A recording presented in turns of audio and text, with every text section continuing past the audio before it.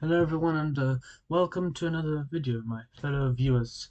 I'm just going to continue where I left off from the last video about how I played during my peak. Let's get into another game of mine. So here is the board that you can hopefully see. Here it is. This was another game I played with white. It was in the exact same tournament as the previous video that I covered. Um, It was on. Actually, sorry, my bad. I'm wrong. This was in a completely different tournament. It was in December, the 28th, 2018. If you haven't watched the previous video I made yesterday at the time of recording this video, please go ahead and watch it if you want to. Um, so this was the game. I was playing with the white pieces against a very strong junior in my age bracket, perhaps stronger than me. Let's see what happened. So I started off by playing d4, some very totally useful information on the left. He played d5 and I played knight f3. He played e6 and I played bishop to f4. Remember that in the previous video I showed that I played the Queen's Gambit. Here I was playing the London system instead. This was a period in my life where, in my chess career, where I was constantly switching back and forth from the Queen's Gambit to the London system. So eventually I settled on the London system because I found that I don't actually know, to be honest. I don't know. He went knight f6 and I played e3. Just the opening. We're just trying to bring our reserves out into the game. In many beginners games I've noticed they always keep the pieces all on the back rank, and that's a weak strategy. It's a fallacious strategy to use because, you know, why were your pieces given if they're just chilling on the back rank? Use them. And both me and my opponent, we applied this philosophy into the real game, and that's what we're doing. He went bishop d6, trying to challenge my dark squared bishop using his. And I replied by playing knight e5, saying, no, you won't take my bishop and ruin my pawn structure. And you may be saying, what happens if I took? And I think he would play c takes d6 and protect this square. Then he might play knight c6, queen c7, and e5 and get a decent game. Does he equalize? I don't think so, but he has a clearer path. It's easier for him to decide what to do. However, when I play knight e5, I'm maintaining the pressure in the center. I'm not letting it go and giving the center completely to him. So it's much harder for him to decide what to do. And as the game progresses, you'll see what I'm talking about. He went to b6 and I went knight to d2. Very simple. Just to back up my knight with a second knight with his brother. Just like how I back up my brother sometimes. All the time, sorry. Yeah. Bishop b7 was played by him, which justifies his previous move. And then I went bishop to d3, just a good square for the bishop. And then he played the very eccentric c6. And I'm like, what? But then I realized that if he plays c5 instead of c6, then I would go check, I think. And, well, king f8 is definitely an ugly, dubious move. King e7 is also as dubious. If he wants to block, like by playing knight b to d7, then I play knight takes d7 like this, and it's completely winning for me. Because, first of all, if he recaptures the knight, then I take the bishop for free and I'm a piece up. Secondly, if he takes the bishop instead, then I take the knight and it's double check. Not single check, double check. And in a double check situation, you have to move the king, because if you try and block the bishop like this, my knight is still checking you and you're still in check. If you try and take the knight, my bishop is still checking you and you're still in check. So you'd have to move your king somewhere. Then I would take this and then he would take this and I'm a piece up once again. So because of this, c5 is a terrible move for him to play. It pretty much doesn't lose instantly because he can still move his king, but it still gets him into a pickle. So he played c6 instead, and you'll understand why he played that very shortly. So I went queen f3, and he decided to. Well, this pawn here was blocking that square. After moving it, he went queen c7. That's why he played c6. If he would have played c5, as I showed you, I would have absolutely crushed him like this. Like this, c5, bishop takes check, this. But he decided to play c6, and we got into this position. So c6, queen f3, queen c7. Then I played a very interesting move. You don't have to pause the video to find what I played because it wasn't a brilliant move, but I'll show you anyway. G4, G4. This is exactly how I used to play. In the peak of my chess career, I had controlled aggression, controlled strength, not just boom, boom, boom. I started to learn slowly, slowly how to attack properly.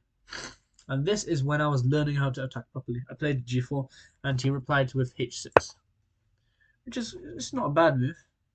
It just felt weird to me, and I found a shocking move to go against this move to try and justify that he had made a mistake. You know what that move is? You can pause if you want to, and I'll show it to you. Bishop takes H6. That is crazy. My guy used a bishop to take a pawn and give up bishop completely, right? But once you think about it, think about the position, properly, and you'll see some untold truths that I decided not to tell. I don't know. I don't ask me. So he can either take by pawn or by rook. Let's analyze. First and foremost, in the game he took by rook. Let's see what happens if he took by pawn instead, like this. Then, by the way, this pawn here is protecting the knight. Well, it's not anymore. After he goes here, it's not protecting the knight anymore, so it allows me to take the knight like this. His rook is attacked, he has to move his rook somewhere. Then I would probably like play bishop h7 or something. Be very annoying to him, like this. And then f4. And if we look at the position overall, in terms of material, 1, 2, 3, 4, 5, 6. He has 7 pawns. He might lose this one. Maybe he'll have 6 pawns. And I have 1, 2, 3, 4, 5, 6, 7, 8. So I'm a pawn up, potentially 2 pawns up if I take the h6 pawn later. So I'm winning on material. And please note that in this level of chess, 1 pawn is enough to win. I would say, around 1800 level.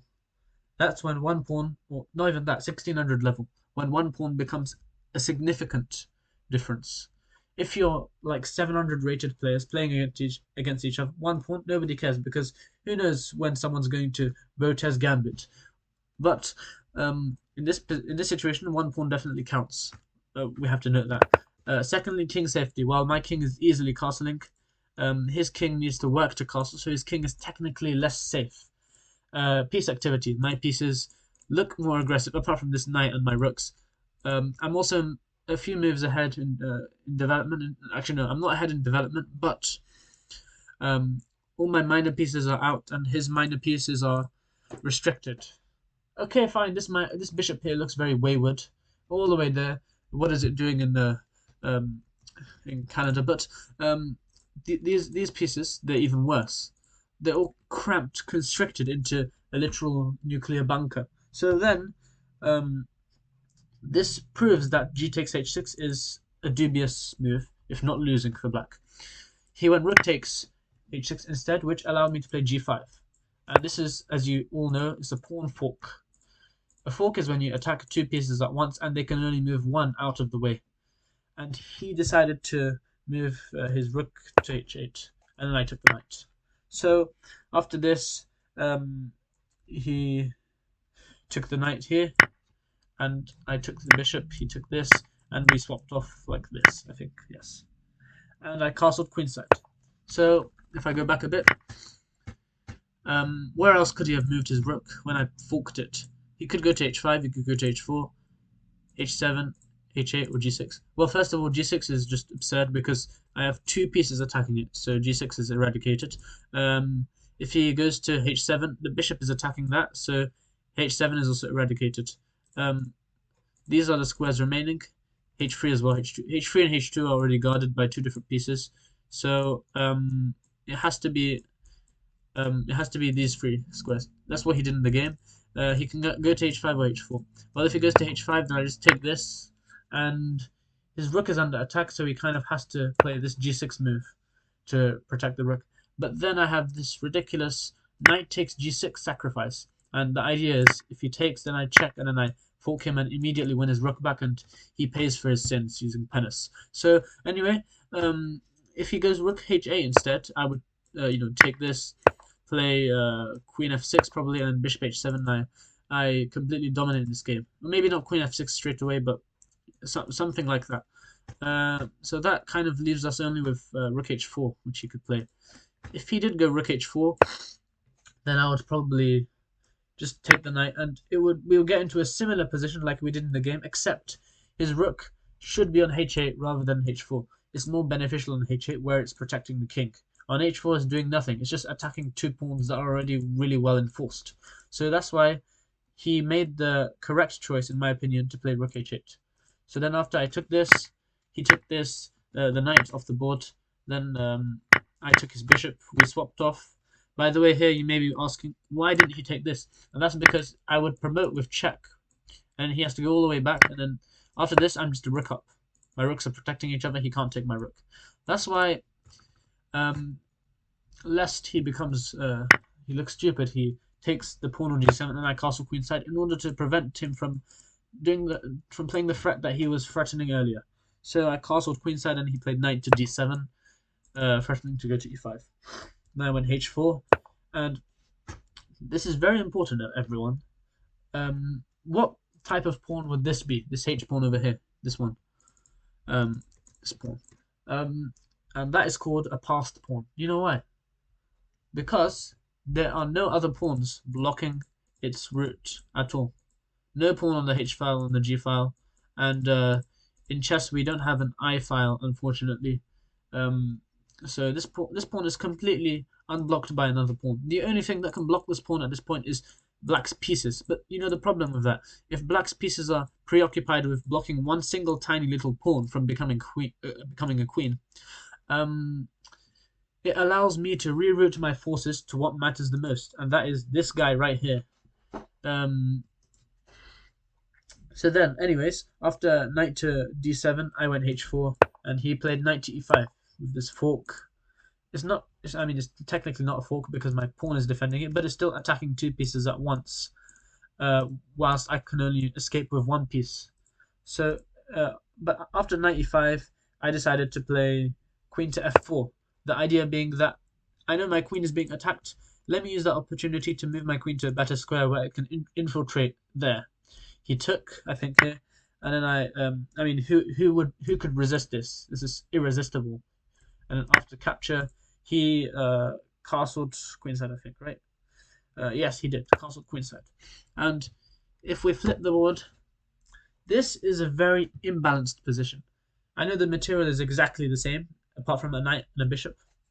I have the knight and he has the bishop. By the way, I flipped the board. If you press F, if you press the letter F on the Lee chess, you can flip the board instantly. It's a nice life hack I learned recently. If we analyze the position from black's point of view, from black's POV, the one thing black excels at is pawn structure. I'll give you an example. You can play c5, e5, d4, and completely bust open this diagonal here, making his bishop the true sniper. Pawn structure, black definitely has a more organized, more compact, more efficient. But if we go to my position, I have a weapon, and that weapon is this h4 pawn. I know it's the alpha 0 pawn, so it's mostly useless, but in this situation it's a pass pawn, as I said earlier, so it's a tool that I can use to distract black from what matters most, his king. His pieces will be all the way there while I'm trying to checkmate his king. That's the philosophy behind this. Let's see if this works in practice. So after he castled queenside, I went knight to f3, just to, try and get the knight there, or at least to try and scare him, at least. I can also play d4 here, which prevents him completely from playing pawn to e5. And that's an important thing for him to do, because if I flip the board again, this bishop needs to be open. Otherwise, it will just stay there and do nothing. So he has to play c5 and e5. And this knight f3 is a brilliant, top-class move by me. And I'm not just self-praising. Even if Hans Niemann played knight f3, I would still praise it. I wouldn't suspect him of cheating, don't worry. This move, right, completely bolts this e5 square. So it's much harder for my opponent to get his bishop out from there. Anyway, after knight f3, he played f6, naturally. just to once again support that, and I played h5, which in my opinion was a slight inaccuracy. Looking back at this game, I should have played d4, because after h5 he can play e5, and that's a bit more than annoying. Well, a lot more than annoying. Anyway, after h5 he played, in my opinion, the slightly less accurate rook h6, just to blockade this pawn, and that makes sense as well, philosophically at least, because every single step the pawn takes, black is even more preoccupied with preventing the pawn from promoting, because it's much of a bigger threat. Therefore, he's preventing the pawn from becoming a bigger threat in the long run. That's a decent move, even if he's halting his plans to play e5. Anyway, I continued by playing rook d to g1, attacking the queen. Watch out for you, Botes Gambiters. Then he went queen h7, knight to d4, attacking this pawn and trying to break open the Alcatraz prison. Then he played rook to e8, simple, protecting this. And oh, actually, you may be wondering, why didn't he play this? And that's simple. It's because I would have given check, escape the pawn fork, and at the same time be able to take the queen and escape with my knight. That's why he went rook e8 instead of e5. e5 would have completely weakened his the f5 square and all these squares around. So he kept the squares maintained. In this situation, remember when I was saying earlier that you have to play e5 in this situation in order to get the bishop out? Well, then you may be saying, how about this situation? Why didn't he play e5? This is hypocrisy by you. But I disagree with that, because this is a specifically confined situation where my pieces are so active that if he plays e5, it's dangerous for him at this point, because it allows me to infiltrate into his already weakened squares. Because pay attention to where his queen and his rook are. They should be here, defending their man on c8, but they're all the way there, paying for the mortgage and the extremely high electricity and gas prices. Anyway, after rook to e8, I went queen to g4, exploiting this pin so he can't play e5. And I'm also attacking this pawn twice, and he's only defending it once, so he needs to deal with it. To deal with it, he actually didn't deal with it at all. He instead counterattacked. Queen takes d3. This is proof of a strong player.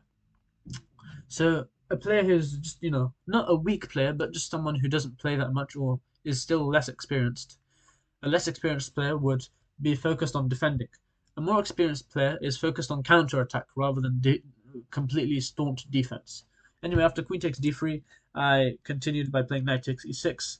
And he has to act right now, because if he does nothing, then I'll play knight c5, and it's check. He moves his king, and then I take the queen. So that's why he had to go f5, and that's what he did. If I make that the main variation over here like this, he went f5, attacking my queen. So I played queen to d4, offering a queen trade. And as you may notice, remember what I said earlier in this position, I think it was. Yes, around here basically. I said that black really needs to get his pawns to e5 and c5 in order to activate his bishop.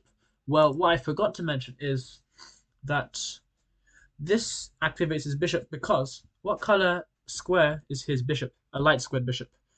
So if his pawns are all on light squares, they block his bishop in, right? He needs to put them all on dark squares so his bishop can use his maximum potential and become, as I said, the true Fortnite sniper. Here, however, after queen d4, I've completely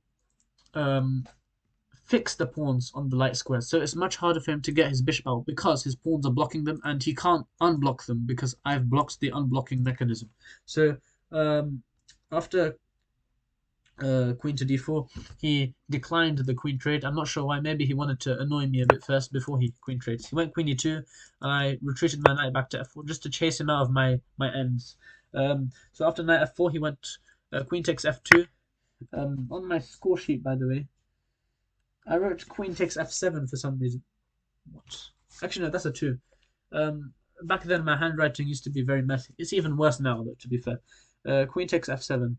So, sorry, queen takes f2 is what he played. Then I went rook g6. Continuing on with my business, which is, remember, of course there's a king here to attack, but there's also a pawn here to promote right there. It's very, very close, just 3 squares left. So I did this in order to dislodge the guard against the pawn. and make his life much harder for him.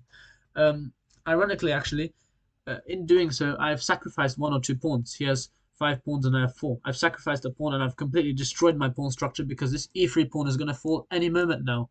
But this pawn on h5 will prove to be much more prevalent than these pawns that I lost in the center. You'll see. So after rook g6, he went c5, attacking my queen, and I played queen to d2. I kind of had to. Um, if I go on the attack, then you guys are forgetting that he actually has pieces as well, and that would be less than satisfactory. So I went queen d2 instead.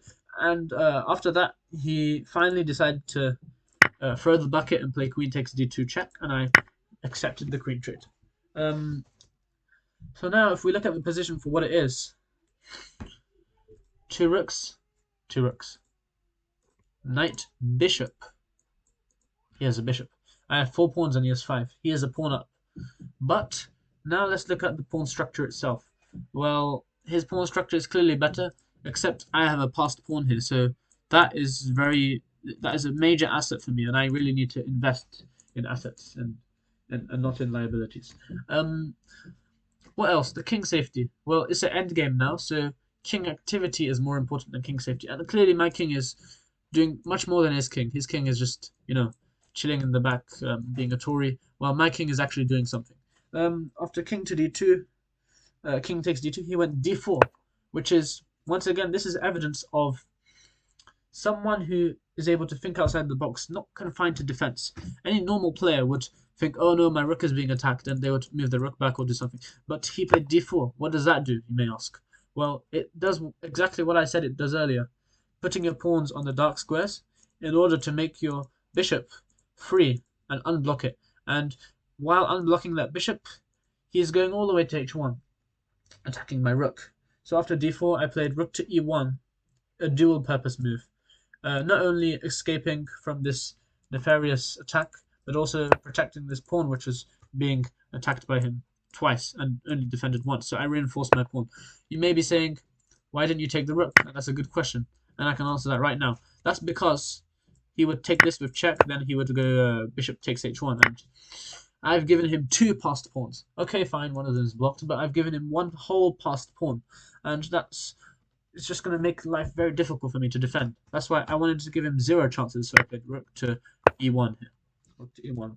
Then after d takes e3 and rook takes e3, he went rook d8 check, rook to d3 blocking the check, rook takes d3 check, king takes d3, and bishop e4 check, just to protect this. And by the way, his rook has been hanging for literally 5 moves now. But anyway, bishop e4, and then finally he decided to give up and play rook h7. And once again, we should take a look at the position again here. My king is definitely more active than his. Even if my king is technically doing nothing and his king is technically doing nothing, they should be the same. My king is much more easily capable of going into the game and being a menace. Let's assess the material. Well, I'm a pawn down, but this pawn here probably has the value of 3 pawns in my opinion, because it's forcing his rook to protect it, to defend against it. So his rook can't do what it's built to do. This rook is built for eating all of these and bulking extremely. But after rook h7, I decided to play h6. Very simple, just to put the pawn closer to that square where it can promote and become a queen. And it can inherit the title. After h6, king to d8. Knight e6 check, king to e8. Finally, his king is starting to do something, right? Credit to him, he's trying his best to defend in a tough position. I went knight to g5, attacking this and fork here, and he played rook to e7 and offered me a draw. I said no, because, well, look, how should I accept the draw? I have a pawn that's this close to promoting.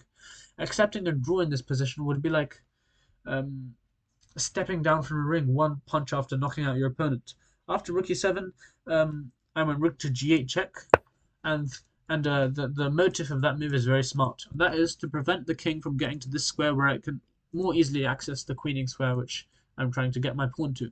So after rook g8, he cannot access this square. he has to go to d7 instead. And that just brings his king further and further away from the action. That's my intention behind this rook g8 move. After king d7, king f4. Just blockading the light squares. The dark squares, sorry.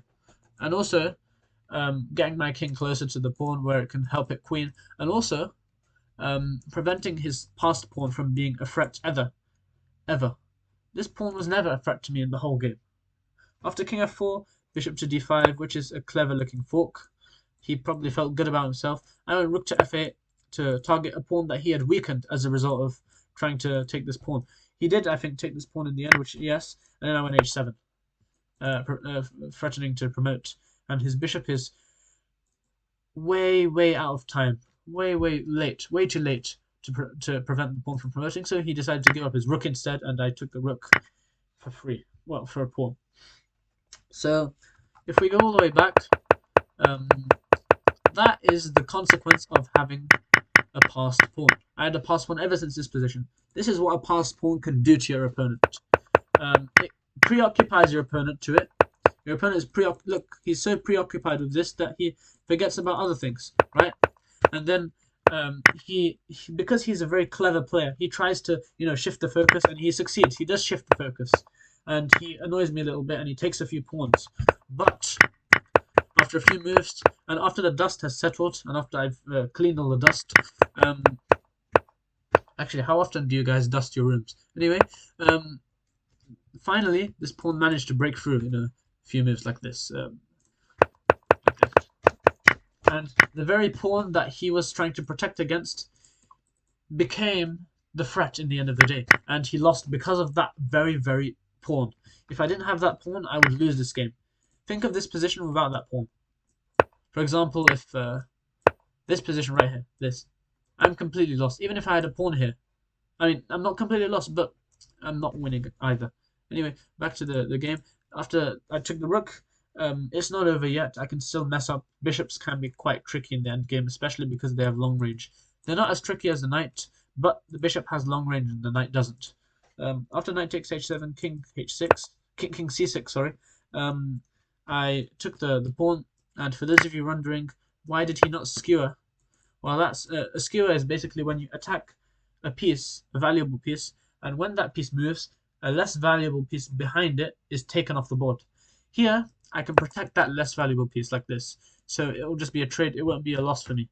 So after rook takes f5, he went king to b5, just trying to get this pawn off the board. At this point, he knows he's lost. His aim is to try and get as close to a draw as possible. And my aim is to try and get as far away from a draw as possible and win. One way I could do that is by swapping off this knight for this bishop. But anyway, I went rook to e5. Because swapping this for this is still very far-fetched. I'll need to bring this all the way there. I went rook to e5 instead, with the intention of going here and cutting off the king, preventing it from going to b2, cutting off the internet completely. After rook to e5, he went king back to c6, which is... Sorry, he went king to b4, my bad. I read the score sheet wrong. And I went rook e3, implementing my plan. After c4, knight to f6. And now here I can go there, and completely block his attack, his attempt to draw against me. Knight f6, bishop to b1, I think he played. Knight d5 check. King to c5, knight c3. And after knight c3, went bishop to d3, just trying to solidify this pawn. And he's once again. The problem is my rook is now blocked, so I can't block the king anymore from coming down there. So what happened instead was I went rook to e5 check, and well, that's quite a funny move. If he goes king b4, this is a magic trick. Checkmate. Look at that. He can't go here because of the knight. He can't go there because of the knight. He can't go there because of the rook. There because of the rook. There because of the rook, and there because of the pawn. Pawn is there. The rook is there. The knight is in the other place. Anyway, he decided to therefore go king to c6, and the way I converted this game was quite well. After king c6, I went king to e3. Very simple, just trying to get the king across. And those of you who struggle to play endgames, try and learn what to do in the endgame, please, because as soon as you go into endgame, you're completely screwed. The most common endgame is a rook and pawn ending, because actually, if you look at the position like this, right, you see how the rooks are buried in the corners. Therefore, this makes the rooks the hardest piece to bring into the game. The rooks always come out into the game as the last piece to leave, because of the location being in the very center. Because of this, in many games I've played, by the time my rooks come out, already all of these pieces are swapped off, and I'm just left with rooks and pawns. Right? That is the reason why rook and pawn endgames are the most common. Anyway, after king e3, he went a6, just trying to play b5 and create a pawn chain. Pawn chains can be very strong. They can also be undermined, but here I have no pawn to undermine it. After a6, king d4 and b5. So, as I said, I have no pawn to undermine these, but I have pieces. I have 3 pieces. So I'm rook e6 check, and if he goes anywhere, I take the pawn. This is an example of a skewer. If he moves there, I take the less valuable piece, the skewer that I mentioned earlier. After king d7, protecting the pawn, and king c5, he finally threw in the towel and resigned. And that is simply because I am this close to checkmating him. All I need to do is play rook e7, knight d5, bring the king there and checkmate him. It's very easy. Or I can take off all of these pawns. That's a much more tedious method, but it also works quite well. I take all of his pawns by pushing the king back. I take these pawns, then I find a way to swap the bishop for the rook or the knight. Then I just have a pawn and a piece and a king versus his lone king. So then that's another way to it. For example, let's say he went bishop f1. I would check him, then he has to go back, then I'll play king b6. And if he tries to be clever with me, I would block his attempt completely. And this is clearly winning for me. Very clearly winning. Something like check probably. And yeah, this is very clearly winning. It's not the easiest thing to win because he has a silly bishop there, but it's completely winning. So that's what happened. Here he resigned. Before you click off the video, important announcement to make. This YouTube channel right here. Look at this absolute beauty. Epinephrine Gamers. This is my younger brother's YouTube channel. Their YouTube channel. It's very good. Check it out, right? And tell me what you think. Unfortunately, you can't comment on his videos because the comments are blocked because in YouTube's terms of service, they have to like protect minors or whatnot. They have to protect minors, but despite that, you can comment on my videos and reference his videos somehow. For example, this is one of his videos where he shouted me out towards the end somewhere. So I'm shouting him out towards the end of one of my videos. Where is it? Where is this? 7 minutes long. That's the sound of the pets that we have in our house, the parrots. And take a moment to admire his Windows 11. Check it out though. Yes, check it out. Please like the video. We spent a lot of time making it because we had to do a few takes as people kept on coming inside from here. What he's trying to say is we kept on having to re-record the video because people kept coming into his room and ruining it. But you see the time he puts into these videos, so he would really appreciate it if you went and subscribed to him and liked his videos. He would love it. Even if you don't like his videos, either support him or don't. If you don't like his videos, then tell me why, and I'll tell him, and I can work on it with him. Currently he has 12 subscribers and 13 videos, so let's try and get his subscribers to like 20. Right? Please go subscribe to him. Very good brother to me. And on that note, the video is over. I have nothing else to say. I hope you enjoyed the quite detailed analysis that I showed you. Literally half an hour. Like my video, subscribe to me, comment, do the things that you're supposed to do, and I would like to wish you a very good day. And well, actually, it's nighttime right now, isn't it? It was nighttime. Yeah.